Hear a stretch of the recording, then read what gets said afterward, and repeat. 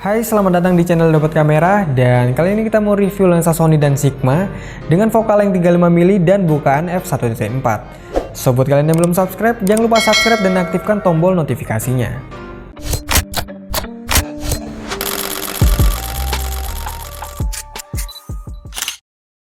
Kedua lensa ini pasti sudah banyak banget yang nge-review. Jadi mungkin kita nggak terlalu membahas mengenai spesifikasinya, tapi lebih ke kualitas yang dihasilkan dari kedua lensa ini, baik untuk fotografi maupun videografi. Karena konon katanya, lensa ini merupakan lensa yang serbaguna. Jadi mau buat traveling, foto, video, dan apapun yang berkaitan dengan industri kreatif, dia bisa banget diandalkan. Tapi, jika kalian disuguhkan dengan kedua lensa ini, lensa mana yang akan kalian pilih? Tonton video ini sampai habis.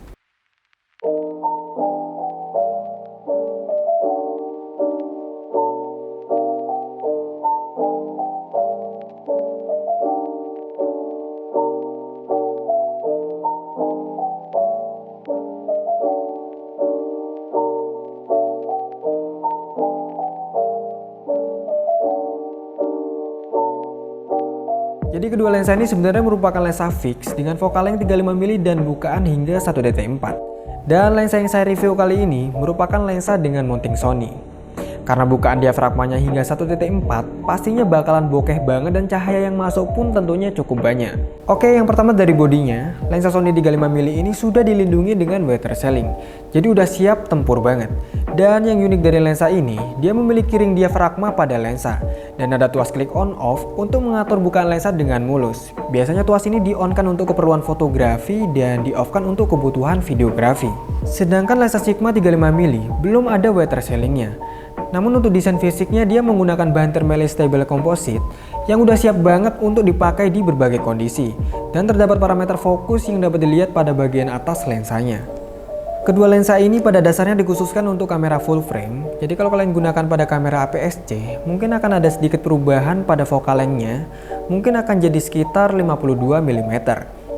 Oke, langsung aja kita bahas kualitas gambar dari kedua lensa ini dalam hal fotografi. Untuk autofokusnya, kedua lensa ini memiliki autofokus yang cukup cepat. Namun apabila dalam keadaan low lag, lensa Sony 35mm ini lebih akurat dalam mencari objek daripada lensa Sigma 35mm.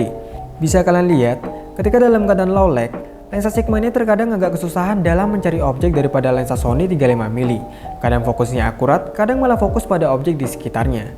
Namun lensa Sigma ini dapat dengan tenang menggunakan fokus manual pada lensa.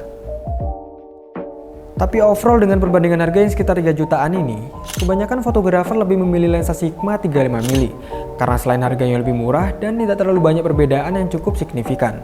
Oke, sekarang kita bahas kedua lensa ini dari segi videografi. Entah kenapa, untuk autofocus dari lensa Sigma ini agak sedikit kesusahan saat mencari objek dalam keadaan low lag. Apalagi ketika dibuat untuk moving shoot, perpindahan autofokusnya seperti agak patah apabila berpindah dari objek satu ke objek lainnya. Ya, walaupun tidak terlalu jauh perbedaannya dengan lensa Sony, tapi perpindahan autofocus lensa Sony ini sedikit lebih smooth apabila digunakan dalam keadaan low lag. Jika dalam keadaan normal, menurut saya kedua lensa ini nggak ada masalah. Lalu untuk kedua lensa ini masih belum memiliki stabilizer, jadi mungkin kalian butuh tambahan gimbal untuk kebutuhan videografi. Bisa kalian lihat, ini saya menggunakan kamera Sony A7 Mark III. Walaupun kamera ini sudah memiliki fitur IBIS, namun gonjangan yang dihasilkan masih kerasa banget. Kecuali kalau tangan kalian ada stabilizernya, mungkin hanya dengan handheld saya rasa udah cukup. Oke, sepertinya kalian jadi makin bingung mau pilih lensa Sony atau lensa Sigma. Jadi kesimpulannya, semua tergantung kebutuhan dan budget yang kalian miliki. Lensa Sony memiliki bodi yang siap tempur, serta ketajaman dan warnanya yang lebih soft, baik dalam keadaan normal maupun dalam keadaan low lag. Lensa ini juga udah dilengkapi dengan tuas klik on off yang berguna sekali untuk kebutuhan videografi.